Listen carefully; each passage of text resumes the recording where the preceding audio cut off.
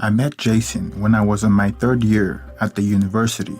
I was a 20-year-old college student, and Jason was a 24-year-old teacher's assistant. He came to my student apartment to visit his girlfriend. When he saw me, he changed his plan and engaged me in a conversation instead. At the end of our conversation, we exchanged contacts. When he got home, our conversation continued. He was easy to talk to, and I always look forward to hearing from him. Jason and I set a date and went to lunch. I went out with him only as friends. Among the things we discussed on this lunch date was my desire to get back to my ex. Jason said, "Oh, I don't think that's a good idea. There's a reason why the relationship didn't work the first time.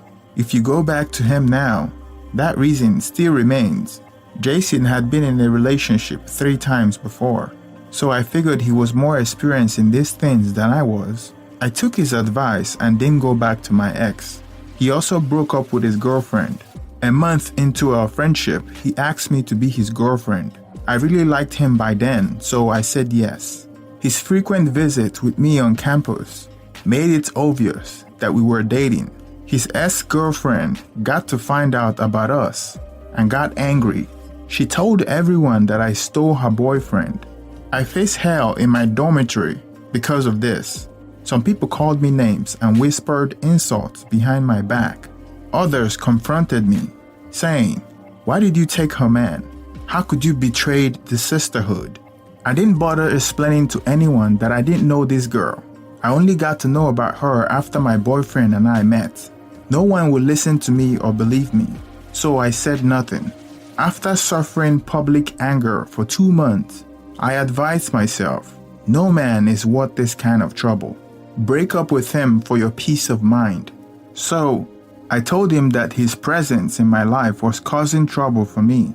We broke up peacefully and tried to remain friends. After I completed my university, Jason started talking about us getting back together. He told me, "You know what they say, the heart always wants what it wants. My heart has never stopped wanting you. Yeah, you broke up with me because of what my ex was doing to you on campus. Now you're done with school. Why shouldn't we get back together now?" He made a lot of sense, and I was still in love with him. So eventually, I said yes and gave him another chance. Our relationship became a long-distance one. He was living in another state. We all know that where love is concerned, no journey is too far. Jason and I made it a point to see each other twice every month. Along the line, I got pregnant and unfortunately miscarried. After that incident, Jason said, "I want to meet your family. It's time to make things official between us." I was happy to hear him say that. I took him home to meet my family and my dad loved him. My mom, on the contrary, rejected him. She said she didn't support my relationship with him for some reason she wouldn't disclose to us. I prayed about it and talked to her consistently until finally she gave me her blessings. Not long after meeting my family, his 19-year-old female cousin moved in with him. She said she was having problems in school because she was getting in with the wrong crowd. So she enrolled at the local college closer to him so he can tutor her on some of the difficult classes she was taking and mentor her. According to Jason's auntie, who was the girl's mother, she was afraid something bad would happen to her if she continued to live with them in the same neighborhood where she grew up. So they encouraged her to move in with him. There was something about this girl that didn't sit right with me. When I tried to talk about it, she said, "How can you think like that? She's my family. You are just being unnecessarily dramatic." Later, Jason introduced me to his dad. While we were talking, Jason brought up my concern with the girl. His father immediately got offended. He said, "That girl is like a sister to my son. There can never be anything amorous between them." He accused me of having a dirty mind for thinking of cousins in such a way. He said, "Never say such things again." I apologized and promised to let it go. After that encounter, I took my mind off it. Jason lives a few hours away from me. So one day I visited him only to find the morning after pill in the girl's room. My instinct immediately told me that she was sleeping with Jason. I didn't have proof, but I confronted him about the pill. I even took off my engagement ring and told him I was done with him. I called the girl and asked her, "What is your relationship with my fiancé?" The girl retorted, "Didn't you ask him?" I was livid. Jason's reaction to everything was, "Yeah, do you know how crazy you sound right now? Just because she's taking the post pill doesn't mean that I'm the one sleeping with her. Why are you doing this?" Truthfully, I felt crazy. I realized that he had a case. I apologized and let it go. I lost my father in 2019. In the wake of our grief, we held off our wedding plans until he was buried in January 2020. After the funeral, I found out that I was pregnant again. I tried for us to quickly get married before I start to show.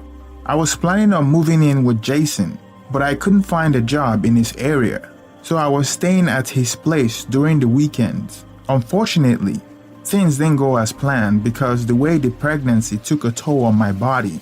6 months into my pregnancy, I decided to pay a surprise visit on a Thursday. I had the keys to his house, so when I got there, I opened the door. I entered into his living room. I was expecting him to be in his living room, but I didn't see him there, so I went to the bedroom. On my way to the bedroom, I heard some moaning noises coming from his bedroom. I rushed in the bedroom and caught him red-handed, cheating on me with his cousin. It turned out that my instinct was right all along. I wasn't crazy. I was devastated. I rushed out of the living room and he followed behind me. I got into my car and drove away as he begged me to stop. I didn't know where I was driving to. I just wanted to drive as far away from him as I could. When I drove a few miles away from his house, I parked somewhere and started crying. I was too deep in the relationship. We were planning to get married, and I was carrying his child, only to find out that he has been cheating on me and lying about it. He was blowing up my phone, but I didn't respond to him for 3 days. I gave it a lot of thoughts. In my condition, I felt like I had no one to turn to. I was 6 months pregnant. I'm planning on quitting my job, and he's my only financial support.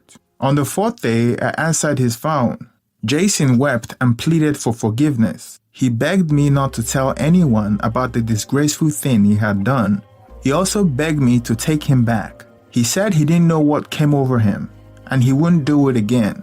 Love forgives. Isn't that what they say?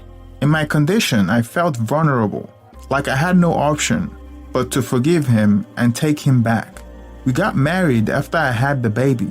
After we got married, I thought things would fall in place and our marriage would be a happy one. I was wrong. Come to find out later, my husband had 2 apartments. One is in his parents' house and the other one is in town. I live in the one in town.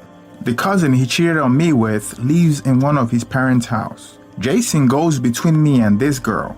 Ever since we got married, our bedroom life has suffered. He spent most of his time with the girl.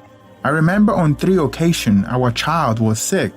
I called Jason to tell him to come home, but he didn't. He spent the night with this girl. This is how unashamed both of them are. Thanks to me, everyone knows about them now, and they don't care at all.